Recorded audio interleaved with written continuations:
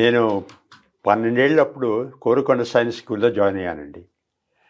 అక్కడ చాలా నేర్చుకున్నాను, క్రమశిక్షణ నేర్చుకున్నాను. మాకు ముఖ్యంగా అక్కడ మీరు చెప్పినట్టు ప్రిన్సిపల్ గారు ఉండేవారు, కమాండర్ అల్మేడా అని. ఆయన క్రమశిక్షణ దాని ప్రాముఖ్యం ఏంటో మాకు నేర్పించారనమాట. రోజు క్రమశిక్షణను ఎంజాయ్ చేసేలా చేసేవారు. ఇప్పుడు ఒకటి చెప్పేవారు ఆయన, నువ్వు తింటున్నప్పుడు తిను, చదువుతున్నప్పుడు చదువు, ఆడుతున్నప్పుడు ఆడు, పడుకున్నప్పుడు పడుకో, కానీ అన్నీ కలిపి చేయకని.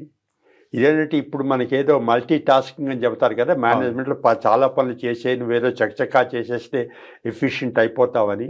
కానీ ఆయన చెప్పేదానికి దీనికి విరుద్ధం. ఏ పని చేస్తే అది చేస్తూ ఉండు.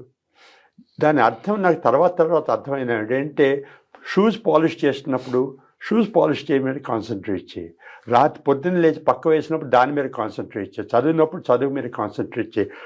ఏది చేసిన వారు చాలా ముఖ్యంగా ఇప్పుడు మీ ఇంటర్వ్యూ చేస్తున్నాను, ప్రపంచంలో నాకు అన్నిటికంటే ముఖ్యమైనది ఈ ఇంటర్వ్యూ అన్నట్టుగా ప్రవర్తించి చెయ్యని. ఆయన మాకు ఒకటి చెప్పేవారండి, జనగణమన పాడడం. ఎన్ని స్కూల్స్లో జనగణమన పాడతారు, కానీ ఇది ఎట్లా పాడాలి? లేచి నించో, అటెన్షన్లో నించో, షోల్డర్స్ వెనక్కి పెట్టు, తలపైకి పెట్టు, ముందుకు చూస్తూ ఉండు. సరిగ్గా 58 సెకండ్లలో జనగణమన పూర్తవ్వాలి, అది మన స్టాండర్డ్. అట్లా పాడించేవారనమాట. ఎంతమంది ప్రిన్సిపల్స్ ఉంటారండి అలాగా. సో నేను సైన్స్ స్కూల్లో నేర్చుకున్న అన్నిటికన్నా ముఖ్యంగా క్రమశిక్షణ విలువ.